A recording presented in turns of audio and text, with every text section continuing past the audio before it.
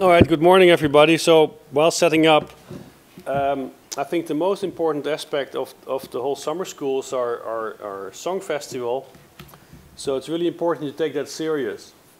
So the key thing is just to group people together who have the same passport. So this is how you can check whether you belong to the same group or not. And then all you need to do is identify one or two songs that you think best represents your country and your contribution to the summer school. You rehearse it, and then we perform. All right, and then there will be a public vote. Okay, it's like a bit like the European Song Festival. All right, so we want to follow in the same sort of culture of cheesiness, if possible. But I'm not sure if all you are up for that. But we can try. Okay.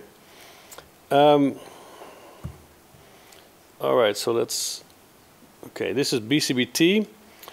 We're doing this now for quite some time, so thank you, Anna, for organizing a lot of stuff for us and giving the introduction. But the big thank yous we do at the end of the event. So this is a little bit of sort of the historical inspiration of what we're trying to do with the summer school. So this is a grouping of four famous cyberneticians in the 50s. Ross Ashby, Warren McCulloch, Gray Walter, and Norbert Wiener, who were very much at the beginning of this whole cybernetic revolution, where shortly after the Second World War there was this ambition and this rethinking of how we could try to understand the brain and behavior. And they really gave this a very special twist. It was a whole new interpretation at the time, and it was also going a bit against the then evolving trend on relying more on computation and logic. Because, and this is also best expressed on the one hand in the multidisciplinarity of this group, because this is a psychiatrist, McCulloch, a physiologist, Gray Walter, also a physiologist, who already also at that time tried to build an artificial brain, for instance, and Norbert Wiener, the mathematician. So it's a very multidisciplinary group. And what especially Gray Walter tried to do, you might be familiar with these vehicles, he tried to understand behavior and the brain, in that sense control, from a perspective of the behavior that organisms generate. So to not necessarily disconnect an organism or the body of an organism from its brain, but also to think about this as an integrated package, right? That we have to try to understand the underlying principles of these. So this is a reconstruction of Elsie, one of these robots here, sort of a trajectory that they extracted of Elsie going towards a light source. And it's not so much the complexity what we see here or the simplicity, even though their life was a lot more difficult than yours, right? I mean, you don't have programmable computers at the time. This is all built from hardware components that they had to sort of solder together themselves, and that's not trivial. And right now, you know, we can just program in C# or Java, or you do something in MATLAB, and you can regenerate these kinds of systems quite easily. This is a huge investment of time and effort. It also shows the dedication of these people. But unfortunately, this whole movement didn't survive for very long, right? And unfortunately, oh, I have to talk in the microphone? Okay. Unfortunately, all right. So unfortunately, they didn't survive for very long, also being superseded by artificial intelligence. And if you want, in some sense, with BCBT and also with the Convergent Science Network, which is one of the main sponsor of the whole event, what we try to achieve is, again, this flavor and this vigor of a multidisciplinary view on brain and behavior, where actually the construction of systems is very much at the center of our explanatory model. And because I think we lost something when we lost cybernetics, and it's about retrieving the methods and the philosophy of that approach, not necessarily copying it, right, but this commitment to multidisciplinarity and a system-level analysis. So, and now after 40 years we have succeeded. You see, I can read sort of relevant literature together with my iCub robot without any problems. So that means we can just spend the rest of the weeks on the beach. That's not really true, okay, I'll admit it's fake actually. The robot is not really reading and I have no clue what's written in these journals. But But in some sense, this is a bit the kinds of experimental systems we're looking at today. Right? We can start to think about how we can build artificial systems of some complexity, like this iCup robot that we have available for this school. So some of you will be working with this system to make it actually able to read a magazine like this. So the complexity of the problems we can attack are at the level of also social interaction between us and artificial systems. So this is from our roadmap document we developed for the Convergent Science Network. And the Convergent Science Network, which is good news for all of us, got, let's say, a second round of funding. So we're going to be alive for another 3 years, starting in 2013. And one of our goals is to sort of index this whole domain of biomimetics and biohybrid systems. And what some of us have done is, as part of our roadmap document, we have looked at, okay, what is the publication intensity right now of this domain, right? So is this a growing domain? Is it a dying domain? Is there some future to this? And what you see that since 1995, the publications in this area is increasing exponentially. So there is an interest, there is activity in this domain that BCBT as a summer school tries to also foster and boost further. So this is an active domain, but the big problem, certainly in Europe, but I think also throughout the world, is that this domain is existing along little islands, right? We don't have a good understanding of, let's say, common methods, common approaches, of standards and benchmarks. Some of us are more towards, let's say, robotics, others are more in neuroscience. And I think it's important that we really try to build now on this level of activity in the field to try to come to a more well-defined discipline. And that's also then what BCBT is trying to contribute to. If you now look at, if you make a little word cloud or tag cloud of the key words that would appear in these publications you just saw listed, it's an interesting combination. A lot of robotics, a lot of biomimetics. Now, biomimetics is a tricky concept, but it is essentially, it relates to the kind of work people really try to extract design principles from biological systems and apply these to synthetic systems or artifacts. A lot of modeling we see here. Interest in humans, surprisingly. That's a bit, so, and on top of that, what you will also find in this kind of work, there's a lot of interest in biomechanics, but also there's a lot of activity more in the domain of neuromimetics, right? Really a focused understanding of the brain. And that's also more the emphasis of BCBT. Like how brains and bodies give rise to behavior. Here you have some examples of the kind of neurorobotics work we're interested in that we see as representative of this field. Here, for instance, we have the Verschure that comes out of a project that is coordinated by Tony Prescott, one of the co-chairs of BCBT. Scratchbot is trying to translate basic principles of the whisker system of rodents to robots, not only to make whisking robots, but also as a way to understand and explain the system-level organization of the whisker system and how rodents might use them. Other examples are, for instance, this Festo elephant trunk type of robot, where there's a bit less of a neural component, but more this whole idea of morphology. How does the morphology of biological systems contribute to their function? And these are roughly then the extremes of where we want to be. And then we have the famous cheetah bot here, or the climbing bots, sticky bot of Kutkotsky, and so on. Okay? However, it's not only about building these artificial bodies, right? I think the biggest challenge is about understanding how they can be controlled and how brains control these bodies. And that's also where we're going to put a lot of emphasis. Second domain for BCBT and CSN, Convergent Science Network, is neuroprosthetics. This whole idea of how can we actually interface effectively to the nervous system. And now this does not only raise questions of a more, let's say, pragmatic engineering nature, it also raises very fundamental questions about brain organization. For instance, you really do have to have a handle on the encoding of signals in the brain in order to build an effective interface to a brain. Okay, so you should not think about neuroprosthetics as a very applied domain only. It is tightly coupled to very fundamental scientific questions that we want to advance. As an example of what happens in other countries, this is a DARPA program called MAST, where there's the wish to build a whole range of biomimetic systems that can be used for different kinds of operations. And there's a strong emphasis there at, let's say, insect scale systems, because also insects are considered to be highly efficient, robust, and in that sense, usable. All right, but this is an example of what's going on now for a few years already in the United States. And with that, I just want to illustrate to you that it's not only a wish we have here as a European coordination action, as a summer school here in Europe. It is a large international effort, and in order to also boost that from our perspective, we've linked up now with the Telluride Summer School on Neuromorphic Engineering and the Okinawa School on Computational Neuroscience.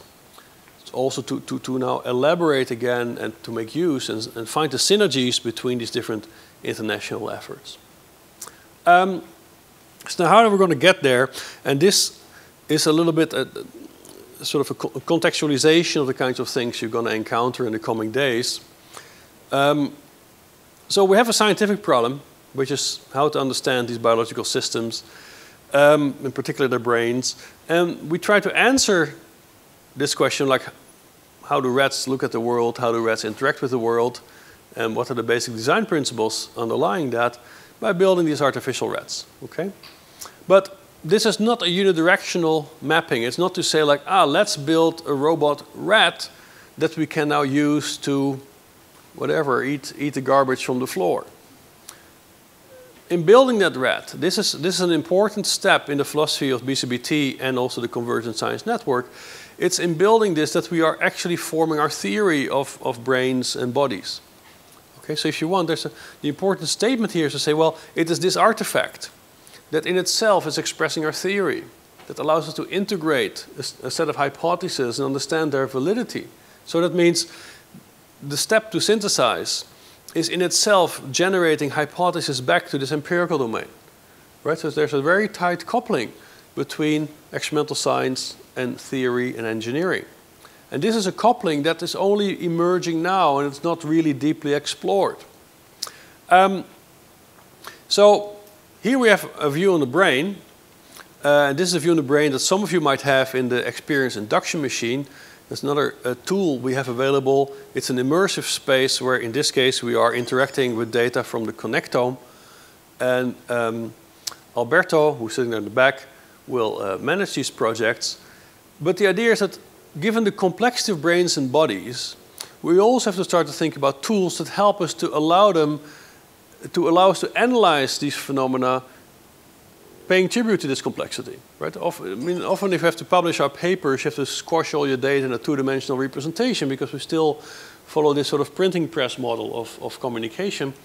That's not good enough, I think, in many occasions. So we have to start to think about different tools of understanding the brain that go beyond replicating them in models and putting these on robots, but we also have to think about, okay, but how are we going to analyze real brains and how do we analyze these control systems that we're going to build? So if we think about the brains that control our bodies, I think there are some important considerations, right? So some of you also wonder, like in the coming days, we're going to hear about control theory, we're going to hear about the brain, we're going to hear about electron microscopy. So we're going to have a pretty broad picture on brains and behavior, many different perspectives. And at times it looks confusing. It looks like, hey, but you know, I just want to control my robot. I'm in a project where I have to get my eye cup to talk to another human. I don't care about electron microscopy. So it's these kinds of concerns that I want to address now in an efficient manner. So our philosophy is, and this is the one we want to communicate to all the participants and we want to discuss with you, it's in building these systems that we can actually extract and validate underlying principles. Okay? Now, underlying principles, if we start to look at biological systems, emerge during evolution. So we have to also be able and willing to look at them from an evolutionary perspective. And there you see that evolution, this is a diagram I took from this Kirchner and Gerhardt book, The Plausibility of Life, which I definitely recommend, and if you're interested in these kinds of topics. A fundamental issue that they spent a lot of time on is, okay, you know, evolution is progressing by conserving basic design principles. It's not that of all the brains that have ever existed, that their design, their Bauplan, was sort of invented de novo, their underlying design principles. So that also means if we're going to hear talks, for instance, by Nick Strausfeld about the brain of insects, the philosophy would still be, look, but also in the brains of insects we might find common design principles. And they have been found, actually. That will also generalize to the brains of mammals, our own brain. Why not? Right? There's no reason to just dispel that a priori. And I think this whole idea of the conservation of principles, in the end, culminating in these 30 phyla of animals, it means 30 different body plans, on the basis of which all possible animals we know today have been invented. This should challenge us and also invite us to think more about commonalities and common design principles, and not get lost too quickly in this immense variability across the brain of different species, but also across the individuals that make up single species. Right? We should be looking for these common design principles. So that means if you look at this variable set of brains going here from the rodents to a human brain, indeed there are important differences, not only in the size, but there are also commonalities.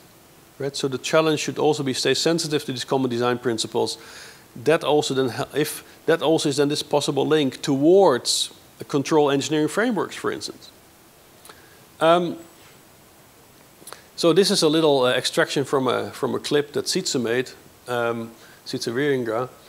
And what this tries to illustrate is that evolution progressed in a very non-linear fashion. Right? So we have here the Cambrian explosion, where in a very short period of time, suddenly all these different animal species or the different phyla, the different body plans emerged very rapidly. And the idea is also that it's very much the brain itself and the evolution of the brain that might have contributed to this very rapid transition. Okay, so it raises an interesting question about brains in general. Like, what is it then exactly about brains that facilitated this rapid adjustment to this changing world in the Cambrian explosion? So if you want, the origins of the Bauplan of the brain sits around here at this point in time. So it's also important to think about brains in this evolutionary context and to think about the changes that took place during the Cambrian that correlated and possibly caused these changes to change the fitness landscape in such a way that brains evolved the way they did.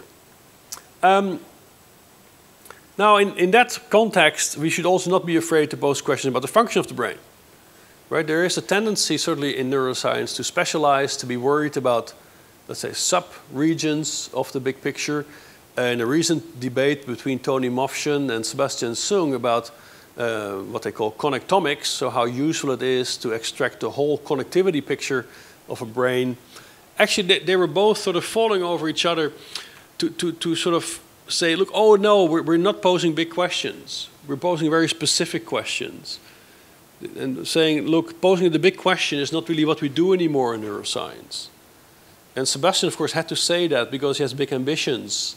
And people can attack you on those big ambitions if you don't have the data to support it. However, I think in our domain, and the domain we try to advance in BCBT, we should be willing to pose these big questions. Okay? And also, certainly if you want to build your robot based on an understanding of the brain, it is actually very difficult to avoid that big question of, okay, what the hell is this brain doing? Right? How do all these pieces fit together? So that's, I think, another advantage of taking this view on constructing brain-like systems in order to understand the brain. It forces you to deal with the big question. You cannot escape anymore in the details because your artificial system will just stop functioning. So brains evolved to generate action, going back to Ivan Pavlov. So this is, if you want a challenge I want to give to you then for these coming 2 weeks, we can debate this. If you talk about the function of brains, and we think about the Cambrian explosion, how about action? Brains are there to control bodies. Bodies are there to act in the real world. Right? In the very simplest form, you can think about reproduction itself. It is still action that is required there as well. So the brain evolved to control action is my proposal to you. And it's from that perspective that we want to look at the science we're going to expose you to. And then from that, and with that I will be closing, if we now start to think about the brain from a system level perspective, in the service of action, of control of the body, we have to think about brains as an architecture, right? As an integrated system, not anymore as a visual system that is glued upon a decision-making system that is glued upon a motor execution system. Right? It's an integrated system, and one of the first people who thought about it in those terms was Romanes, who was very much inspired by Darwin. So he tried to find, let's say, the common design principles going from amoebas to humans that he then decomposed in reflex, instinct, and reason. The challenge of architecture is still in front of us. There's not enough work going on in that, and we definitely want to foster that in BCBT and in the Convergent Science Network. And then I have my own proposal on that, which is called distributed adaptive control. Some of you can play with that. And DAC is basically saying that we can think of brains as a multi-layered, but still tightly coupled control architecture that is cut across by 3 columns which relate to how you deal with the world, from sensing to episodic memory, with the self, from your need systems of the, let's say, hypothalamus, to the more high-level goal representations you might find in frontal cortical areas, and subsequently the 3rd column, which is action, which is basically the interface between the self and the world. So there are possibilities. People can play with this, also in the context of the different robot experiments we're going to do, and you're all invited to contribute to this discussion, and let's see what kind of answers you can come up with in 2 weeks from now. So let me see, where are we? Okay, to conclude, this whole idea of understanding by building goes back to Giambattista Vico. It's not new, right? Giambattista Vico was in this intense debate with Descartes. He didn't believe that knowledge in it was grounded in some external entity like God, but that we should ground our understanding in the things we can build. Right? This is exactly what BCBT is about. We build systems in order to understand. We build biomimetic systems in order to understand biology, and in particular brain and behavior. And if you want, if you go to the work by Watson and Crick, that's exactly what they were doing. Right? Watson and Crick, who gave us the structure of DNA, didn't do that by writing down an equation, okay, or write down a piece of text. They had their workshop built these little plates with these connectors, and they were fiddling with these mechanical structures until they had an overall structure with which they could explain the X-ray diffraction data that Rosalind Franklin had obtained. Okay, so with that I'm saying, in our study of biology, one of the biggest insights of the 20th century was obtained exactly through this approach that we try to propagate in BCBT and that we think is undervalued. Right? Understanding biology by building biological-like systems. So with that, we're going to have a lot of fun coming 2 weeks. Prepare yourself for your song festival. It's the most important thing. The rest is secondary. And now Partha is going to tell us what's really going to happen. So thank you.